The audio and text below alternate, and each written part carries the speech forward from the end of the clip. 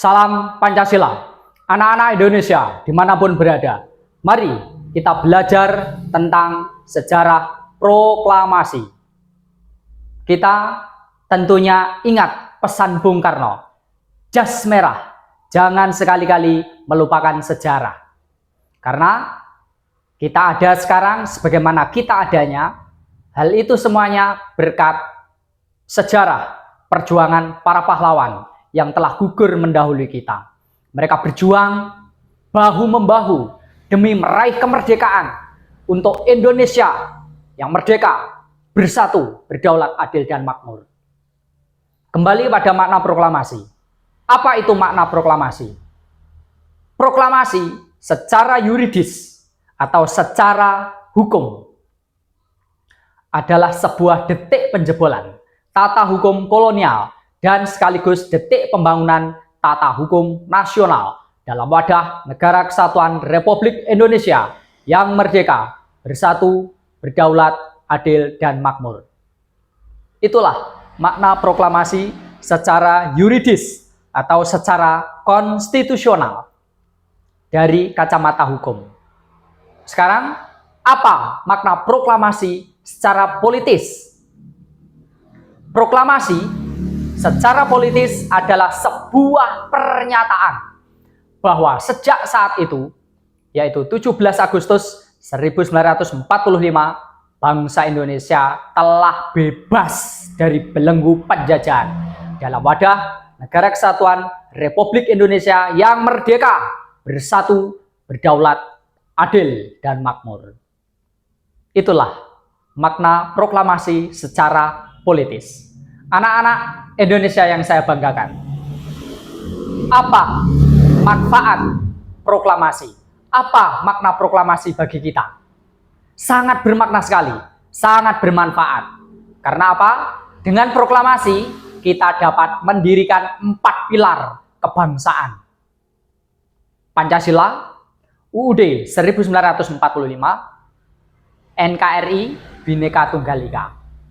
Jadi 4 pilar kebangsaan yang saya sebutkan tadi berdiri di atas dasar proklamasi. Kita adalah bangsa Indonesia. Kita adalah generasi sekarang yang menikmati kemerdekaan. Sekali lagi, kita adalah bangsa Indonesia, warga negara Indonesia yang telah menikmati kemerdekaan. 80 tahun Indonesia merdeka, tepat 17 Agustus 1945 sampai 17 Agustus 2025. Genap 80 tahun. Maka kita bersyukur kepada Tuhan. Puji Tuhan. Itulah kalimat yang indah yang patut kita ucapkan. Kita mensyukurinya dengan rajin belajar, rajin bekerja atau berkarya demi masa depan bangsa yang bermartabat Pancasila. Kembali pada makna proklamasi. Proklamasi adalah salah satu cara terbentuknya negara. Proklamasi adalah salah satu cara terbentuknya negara. Contohnya Indonesia. Indonesia merupakan salah satu negara di kawasan Asia Tenggara yang terbentuk karena proklamasi. Anak-anak tentunya ingat bagaimana teks proklamasi itu. Seperti yang diucapkan oleh Bung Karno didampingi oleh Bung Hatta, tokoh Dwi Tunggal yang telah berjasa pada bangsa dan negara kita. Beliau adalah wakil-wakil bangsa Indonesia. Beliau adalah representasi para pendiri negara Republik Indonesia ini. Maka kita menghormati beliau, Bung Karno dan Bung Hatta, sebagai tokoh Dwi Tunggal yang hari ini tetap eksis kita ingat sebagai pahlawan bangsa Indonesia. Selengkapnya bunyi teks proklamasi demikian. Tolong disimak anak-anak Indonesia ya. Proklamasi. Kami, bangsa Indonesia, dengan ini menyatakan kemerdekaan Indonesia. Hal-hal yang mengenai pemindahan kekuasaan dan lain-lain diselenggarakan dengan cara seksama dan dalam tempo yang sesingkat-singkatnya. Jakarta, 17 Agustus 1945, atas nama bangsa Indonesia, Soekarno-Hatta. Demikianlah bunyi teks proklamasi yang diketik oleh Sayuti Melik. Tentunya teks proklamasi itu ada dua versi, yaitu teks proklamasi asli tulisan tangan Bung Karno dan teks proklamasi hasil ketikan Sayuti Melik. Keduanya terkait erat. Mengapa demikian? Kedua teks tersebut sangat menentukan proses perjuangan bangsa Indonesia sebagai titik kulminasi perjuangan para pahlawan yang telah gugur mendahului kita. Teks proklamasi yang asli, tulisan pena Bung Karno, ada makna di baliknya. Mengapa demikian? Tulisan tangan itu mencerminkan kepribadian para tokoh pendiri negara kita. Suasana kebatinan bangsa Indonesia jelas tergambar melalui teks proklamasi tersebut. Maka dari itu, kita dapat membayangkan bagaimana dalamnya suasana kebatinan saat itu. Yang berikutnya, teks proklamasi hasil ketikan Bung Karno. Teks proklamasi hasil ketikan Sayuti Melik. Beliau juga merupakan salah satu tokoh yang ikut berjuang dalam proses proklamasi kemerdekaan Indonesia. Untuk itu, mari kita belajar tentang keduanya. Apa perbedaan teks proklamasi yang asli tulisan tangan Bung Karno dan teks proklamasi ketikan Sayuti Melik? Dan apa pula persamaannya? Mari kita belajar dengan teliti. Nah, anak-anak Indonesia yang saya banggakan, teks proklamasi tulisan tangan Bung Karno ditulis dengan pena Bung Karno saat itu, yaitu tanggal 16 Agustus 1945 di Jalan Pegangsaan Timur 56 Jakarta. Sekarang namanya Jalan Proklamasi. Jadi di kediaman Bung Karno di Jalan Pegangsaan Timur nomor 56 Jakarta tanggal 16 Agustus 1945, para tokoh pendiri negara ini berkumpul dengan khidmat, menyatukan hati, pikiran, jiwa mereka. Mereka sehati, sepikiran, seia, sekata untuk menentukan nasib bangsa Indonesia ke depannya. Maka kita sebagai generasi sekarang sepatutnya menghormati, menghargai jasa-jasa beliau yang telah mendirikan bangsa Indonesia. Bagaimana caranya? Ya mari kita mempelajarinya, mari kita menganalisis, mari kita mendalami makna proklamasi yang sebenarnya. Proklamasi itu hasil renungan mendalam, hasil perjuangan bangsa Indonesia sejak zaman Nusantara lama sampai saat itu, 17 Agustus 1945, di mana proklamasi dibacakan oleh Bung Karno didampingi oleh Muhammad Hatta atau Bung Hatta. Tentunya antara Nusantara lama dengan masa kini atau saat itu ya, sangat terkait erat.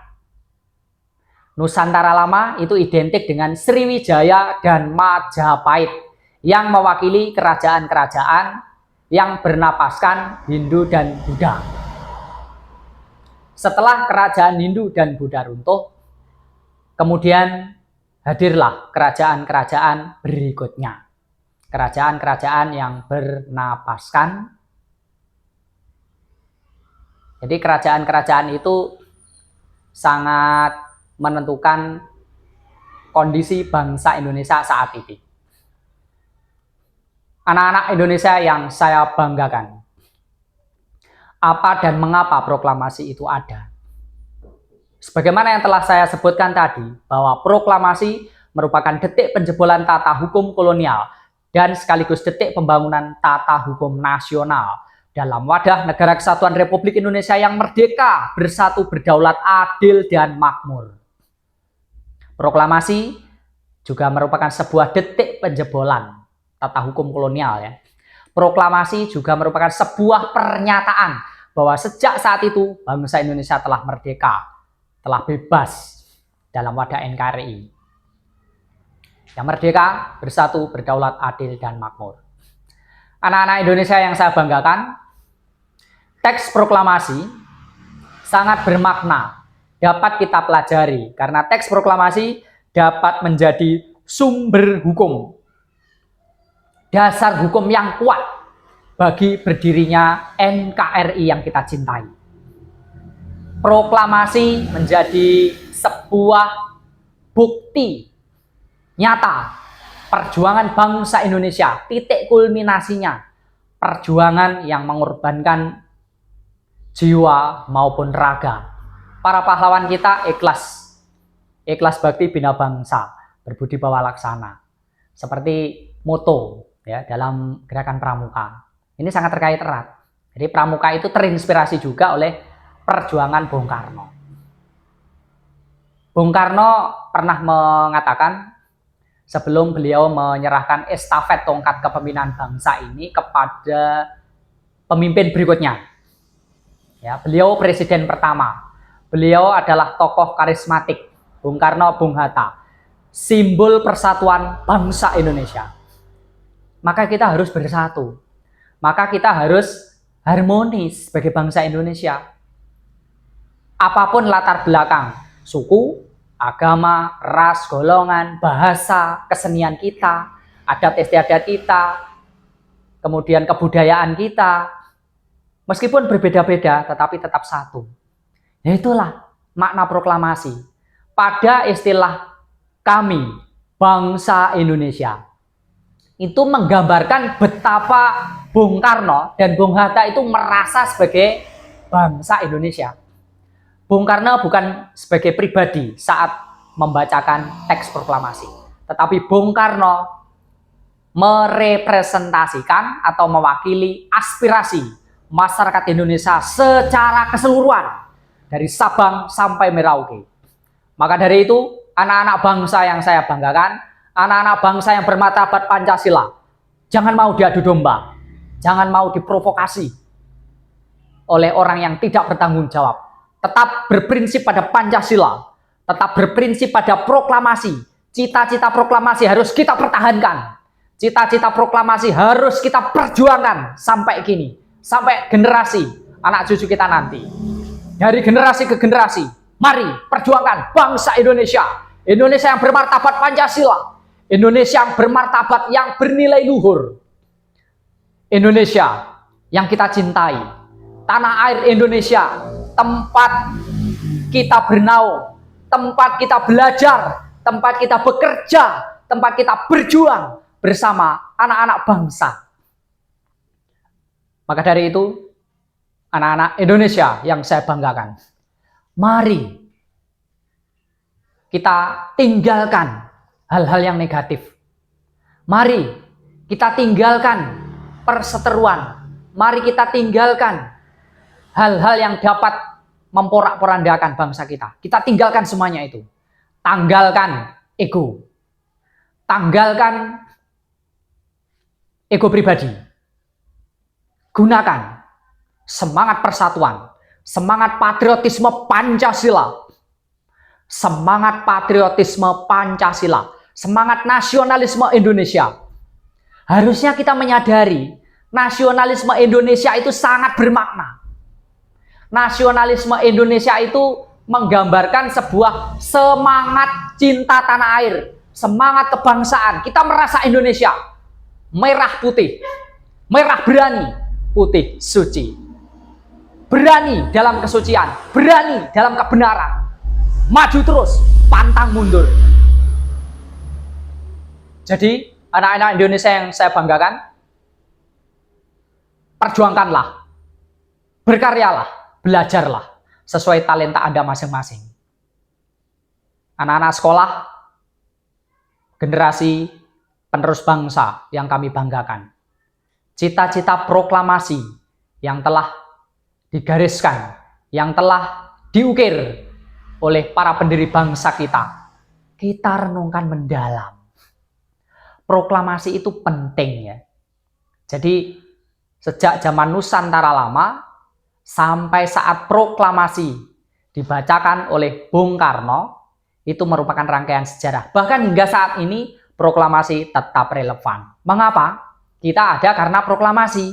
Kita ada sekarang ini karena atas berkat rahmat Tuhan yang Maha Kuasa melalui perjuangan bangsa Indonesia, perjuangan para tokoh pendiri negara kita, Bung Karno, Bung Hatta, Sayuti Melik, Sultan Syahrir, Muhammad Yamin, Supomo, Mr. Ahmad Subarjo, dan tokoh-tokoh lainnya.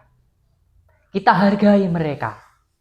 Mereka telah berjuang sekuat tenaga, mengorbankan waktu, tenaga, pikiran mereka demi bangsa kita. Maka kita harus bersyukur saat ini melalui pembangunan di segala bidang, pembangunan yang bermanfaat. Itulah makna proklamasi yang sebenarnya. Proklamasi adalah sebuah cita-cita. Proklamasi adalah sebuah aspirasi nyata bangsa Indonesia. Mari anak-anak bangsa Indonesia yang saya banggakan, renungkanlah baik-baik. Proklamasi bukan sekedar kata-kata, tetapi proklamasi adalah bukti bahwa perjuangan bangsa Indonesia benar-benar berhasil. Tetapi tetap berkelanjutan.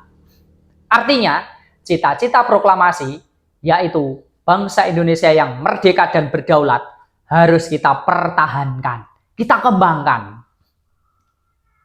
Kita sebagai anak-anak bangsa masa kini tentunya tidak boleh lupa pada sejarah. Sejarah perjuangan bangsa Indonesia, sejarah ketatanegaraan Republik Indonesia. Undang-Undang Dasar Negara Republik Indonesia yang menjadi konstitusi negara kita saat ini tidak terlepas dari Undang-Undang Dasar 1945 yang telah disahkan oleh PPKI, Panitia Persiapan Kemerdekaan Indonesia, pada tanggal 18 Agustus 1945. Sehari setelah Indonesia merdeka, maka terbentuklah NKRI secara lengkap. Terbentuklah Negara Kesatuan Republik Indonesia secara konstitusional. Secara de facto, kita merdeka pada tanggal 17 Agustus 1945. Itu nyata. Karena apa? Bangsa Indonesia memang sudah merdeka pada tanggal 17 Agustus 1945. Dan secara de jure atau secara hukum, kita juga sudah berdiri. Bangsa Indonesia telah terbentuk. Bangsa Indonesia lahir pada tanggal 17 Agustus 1945. Jadi, baik secara de facto maupun secara de jure, secara empiris menurut kenyataan maupun secara yuridis menurut hukum, Indonesia sebenarnya telah lahir pada tanggal 17 Agustus 1945.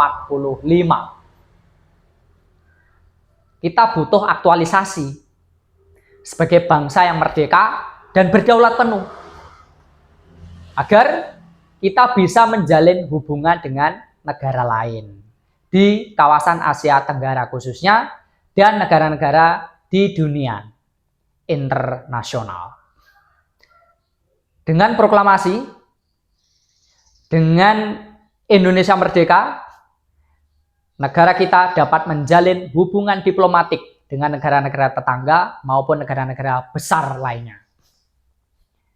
Indonesia dikenal sebagai salah satu pelopor berdirinya ASEAN pada tanggal 8 Agustus 1967.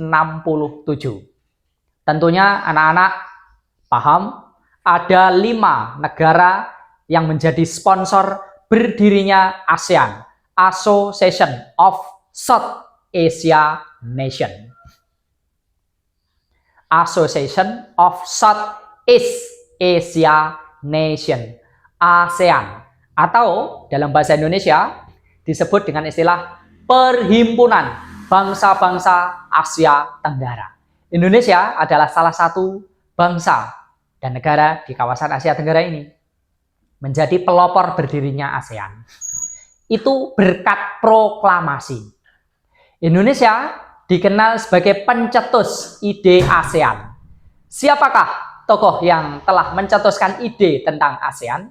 Kita kenal Adam Malik, Menteri Luar Negeri Republik Indonesia yang pertama pada masa pemerintahan Bung Karno. Adam Malik adalah kreator yang telah mencetuskan ide ASEAN. Beliau berlatar belakang sebagai wartawan terkenal Republik Indonesia. Beliau adalah tokoh yang sangat brilian di dalam memajukan bangsa Indonesia yang demokratis dan bermartabat.